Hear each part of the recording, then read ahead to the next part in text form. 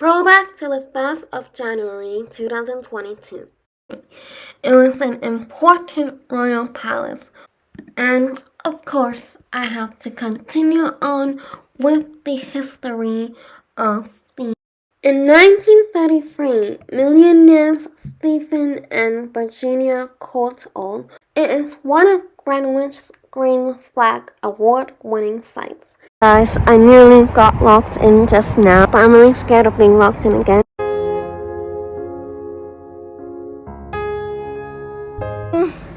I just missed the train. Morning, everyone. The time now is 9:49 a.m. and I have arrived at the Eltham station. And I actually left my house at 8 o'clock. It's that far away. Oh, there's a Eltham Spiritualist Church here. And there are signs along the way as well to Eltham Palace. Just arrived at the garden and it's now 10:09. And I want to try and fly my drone here first, because this is the Royal Borough of Greenwich, and I think I can fly. In this clip, I will be telling you about the history of Eltham Palace and Gardens.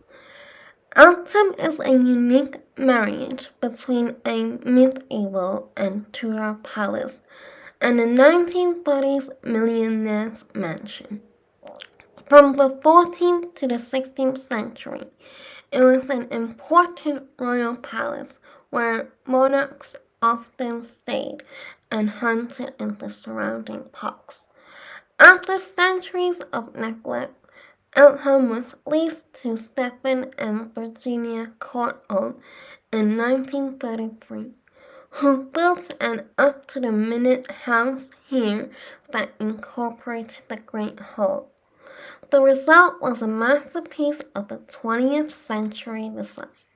Little is known of any settlement on the site until the Domesday Survey of 1086, when the manor of Eltham is recorded as belonging to Odo, Bishop of Bucks, half-brother of William the Conqueror. The estate changed hands several times until 1295, when Anthony Beck, Bishop of Durham, acquired it. He seems to have rebuilt the manor house and constructed a defensive perimeter, wall of stone, and brick within the line of the moat. A cellar and the remains of Beck's great hall with an octagonal stone hearth and elaborate tile floor were excavated in the 1970s. A timber drawbridge, probably on the site of the present North Bridge, led to the manor house. Beck presented the manor to the future Edward II in 1305, though he lived there until his death in 1311. Both Edward and his father had frequently stayed at Eltham. Edward II later granted the manor to his queen Isabella. During his reign, considerable improvements were made, including the construction of a new retaining wall around Beck's with buttresses to support the earlier masonry. Edward and Isabella's second son, John, was born at Eltham in 1316 and baptized in the chapel there. So this palace was actually opened in 1086 and it is held by Hamel, Sheriff, on behalf of Bishop Odo or Bale. So the Eltham Palace became a base for army education in 1995 and it was open in public at that year as well. Oh, so there's a Courthole family? Is that where the Courthole Gallery came from? Because I literally went to it yesterday. but it didn't tell us anything about the Courthole Gallery. There's actually a field over here. I think the entrance for the palace is there, and I just managed to fly my drone again because I saw that there was like a closer view here, so I wanted to see what the drone view will look like, and it looked a lot clearer. And I actually want to finish the outdoors area first. Continuing on for the history of Eltham Palace. By the early 14th century, Eltham had become one of the largest and most frequent royal residences in the country.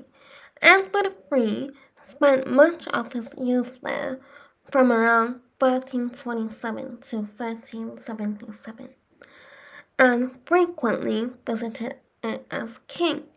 In 1364, he received John II of France at the palace amid great dancing and caroling. When John returned to voluntary capacity in England, John was accompanied by his secretary Jean Froissart, who subsequently recorded the event in his lively chronicles and described Eltham's as a very magnificent manor. Extensive alterations and repairs were made in the 1350s and 1360s.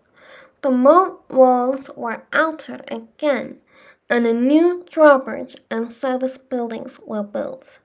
New royal lodgings on the east side of the site featured a bathroom for the king with a tiled floor and glazed windows. There are references at this time to chapels for the king and queen and to gardens with vines. Beyond the moat, to the south and east, more land was enclosed between 1367 and 1368 as part of what was later known as the Great Park. Further enclosures by Richard II and his successors brought the total parkland to almost 1,300 acres. Successive monarchs lavished large sums on the palace. In the 1380s, Richard II created a walled garden to the south beyond the moat for the king and queen to have dinner there in the summertime, as well as dancing chamber and a new bathhouse within the king's apartments. He also rebuilt the timber bridge in stone. Henry IV spent 10 of his 13 Christmases as king at Eltham, entertaining the Byzantine emperor there at Christmas 1400s. He built a set of timber-framed apartments with stone chimney stacks for himself and two-story lodgings for the Queen, Joanne of Navarre. In 1445, new buildings were erected for the arrival of Henry VI's bride, Margaret of Anjou. Eltham was a favorite residence of Edward IV. It was during his reign in the 1470s that the magnificent surviving Great Hall was built. One of the most lavish feasts ever held in the palace was given for some 2,000 people at Christmas in 1482. So I just used my drone to help me take the picture here. So this is another part of the palace, and according to City Mapper, I am now on the King John's Walk. So since we are in another part of the garden, I am gonna fly my drone again.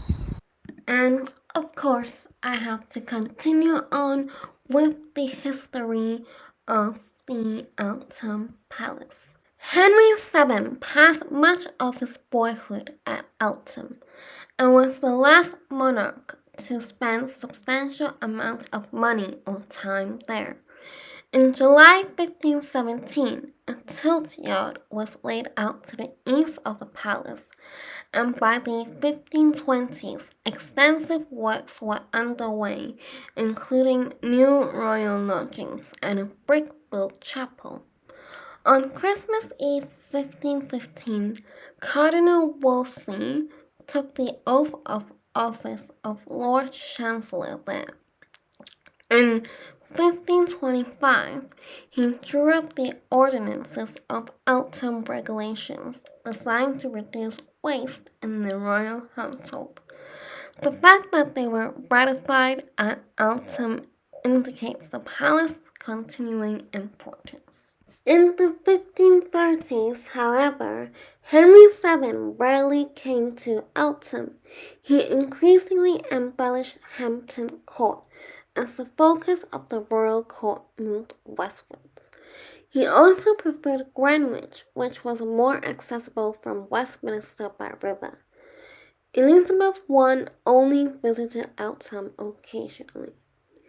During the 17th century, the buildings were poorly maintained. James I found the palace far in decay, and Charles I was the last king to visit it. In 1651, Parliament sold it to Colonel Nathaniel Rich, who demolished many buildings and stripped the lid off the great hall roof.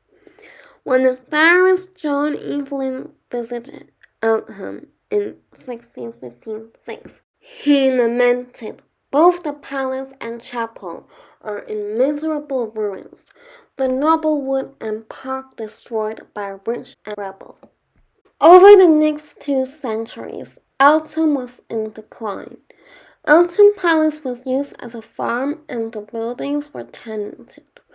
Towards the end of the 18th century, the palace appears as a romantic feature in paintings and engravings by artists such as Turner, Girton, and Sandby.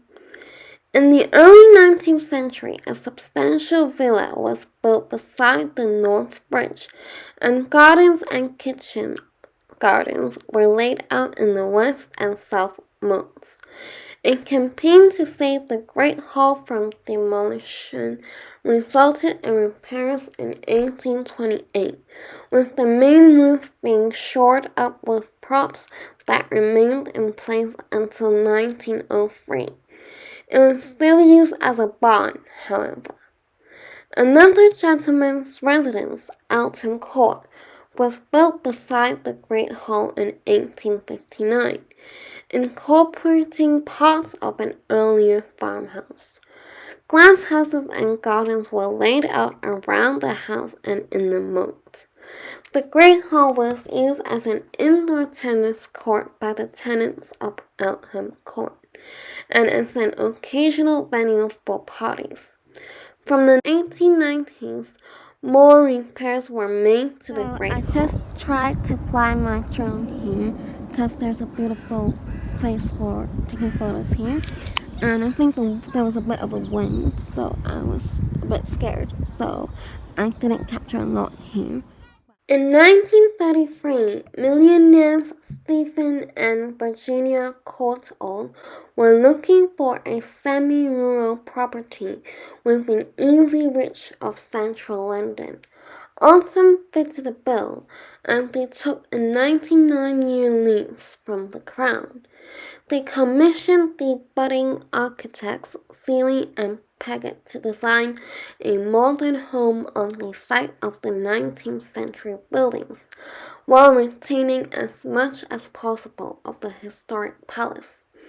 After some controversy over the scheme because of its impact on the palace remains, it was eventually carried through with the help of Sir Charles Pearce, formerly Chief Inspector of Ancient Monuments, with the Office of Works, who acted as consultant for the repairs to the Great Hall. The exterior of the new house in a Renaissance style, partly inspired by Hampton Court, is designed to complement the Great Hall. The interior styles ranging from historical to modern resulted both from the Courthole's own taste. Basically, I think I'm nearing the end of the garden walk because I feel like this view is gonna be the same as the one from when I started because this is basically just the back of it, I think. Look at these mop head hydrangeas. I think I'm gonna take a photo here. I am now in the entrance of the palace. I will take a photo here as well. So this is the Courthole family's dining room. Very beautiful. I'm going to take a photo here. The Eltham and Rob Butler used to play mahjong. I mean, how did they learn though? It's in China. It's future king here, and I actually learned from the staff that basically because Butler and Eltham were both really wealthy people, they had lots of leisure activities in this spare time, and that's how they learned how to play mahjong. I'm now inside the dark room, and apparently Stephen used to come here to take these photographs. So they actually played the billiard game here. So this is actually the entrance hall, and look at the beautiful architecture on the wall.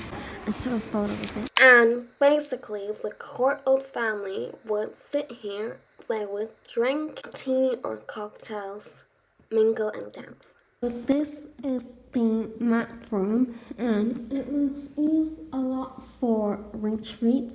So this is the boudoir, and this is where Jenny would sit and chat with her friends, and yeah. It's such a stunning room. I'm gonna take a photo here as well.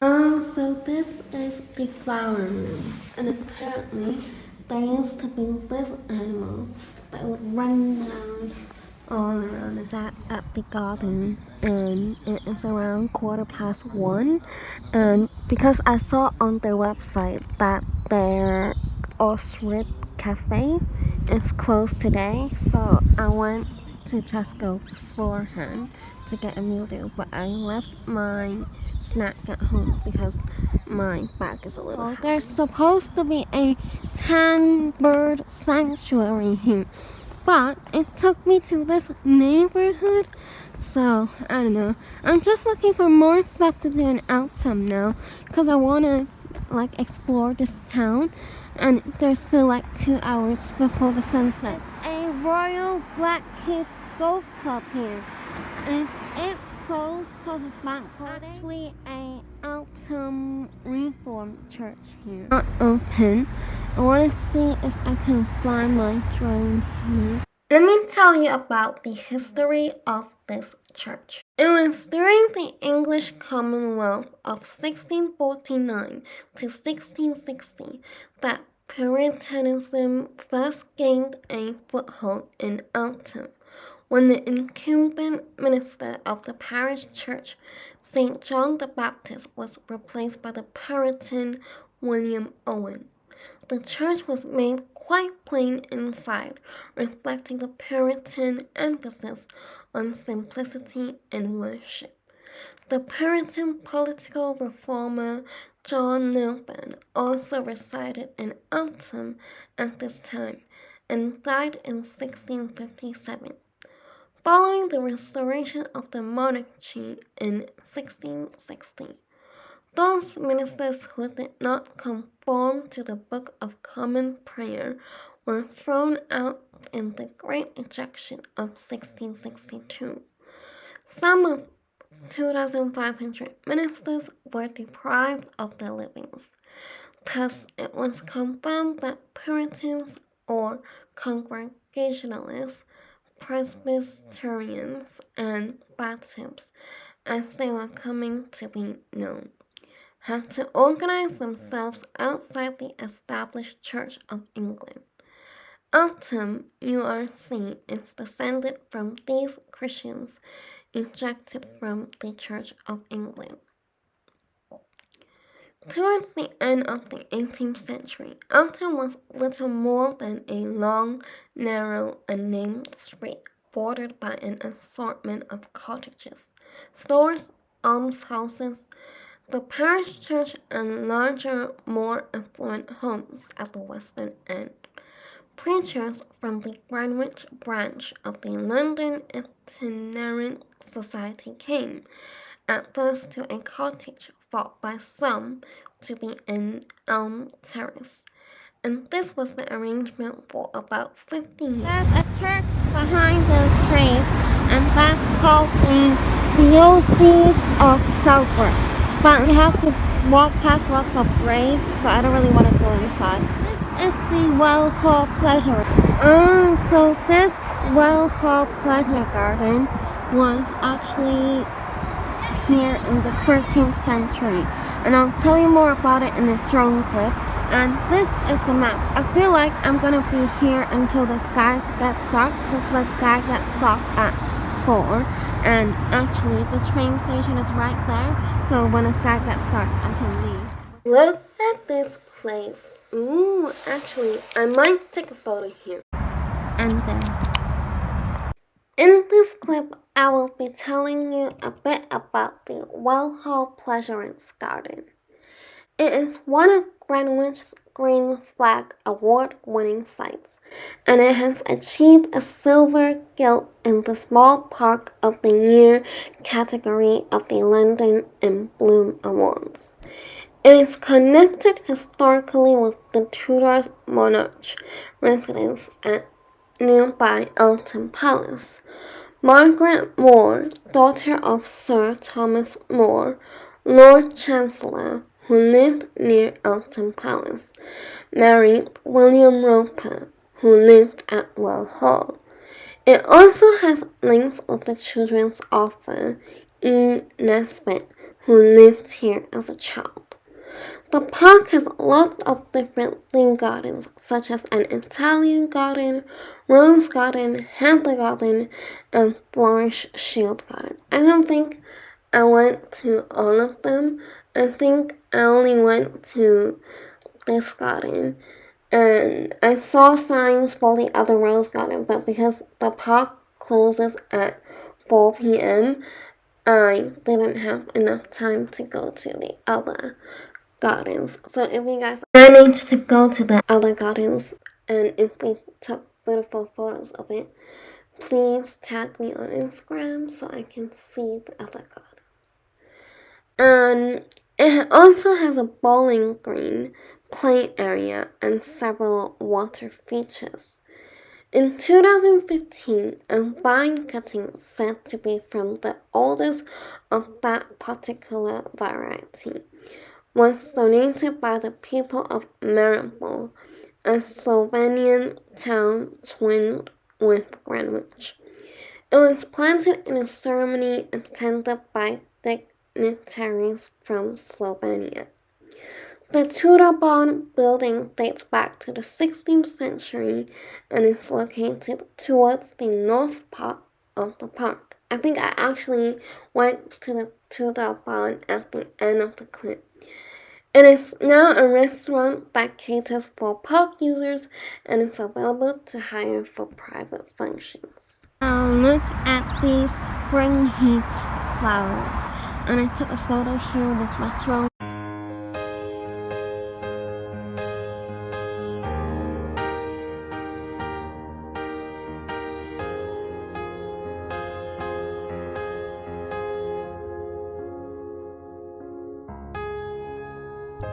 I remember the day I asked if I could study abroad, and I wish I could stop myself from asking that question,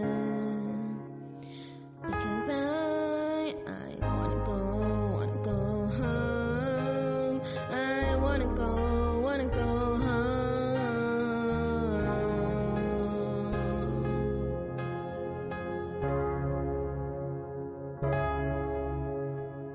I miss the food at home, and I miss not having to do everything alone, and I miss celebrating Chinese New Year with you, and I miss celebrating birthdays with you too, and I wanna go home.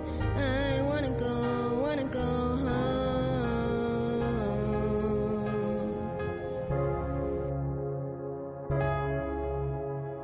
I know I asked for this, but I think So this tree is called the beach shield, and there is also a bridge here. So I'm gonna take a photo with this tree now. Wait, is this the Tudor one? No, it wasn't.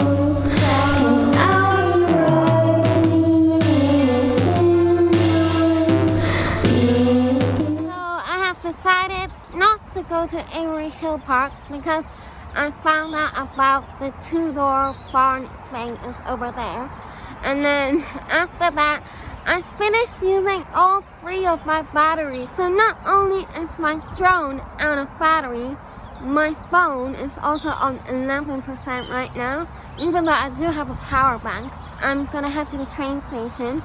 Also, the sun started to set 8 minutes ago, so I probably don't have enough time to go to Avery Hill Park now.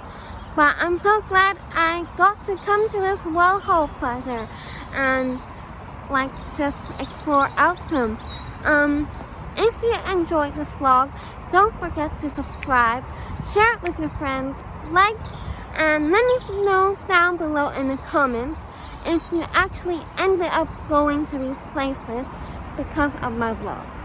So I'll see you all with another traveling vlog or music related video. Bye! guys, I nearly got locked in just now. Apparently the park closes at 4, but luckily, like, a passerby saw me, like, trying to get out, but realized the gate is closed. And then a guy walked by, and then he helped me to unlock the gate. Yeah, I just got out this bit in. Oh, so the Tudor barn is actually there. And then, I still have these bits I haven't seen. But I'm really scared of being locked in again. So, I'm gonna go now.